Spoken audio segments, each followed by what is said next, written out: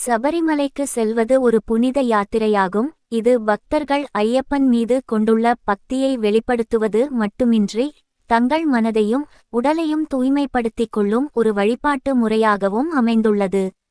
இருமுடி பையில் உள்ள பொருட்கள். இருமுடி பையை 2 பகுதிகளாக பிரித்து பொருட்களை வைத்து ஒழுங்காக கட்டப்படும். அதில் நெய், தேங்காய். ஒரு சுத்தமான தேங்காய், அதில் நெய் நிரப்பப்படுகிறது. இவை பூஜைக்கு மிக முக்கியமானது. மேலும் சந்தனம், குங்குமம்.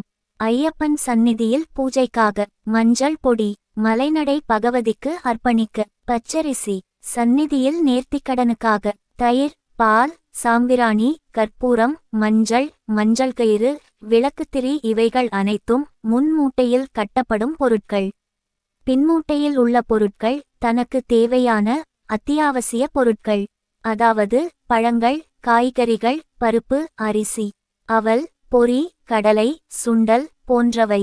மேலும் அவர்களின் உடைகள், மருந்து பெட்டகம், தண்ணீர் பாட்டில்.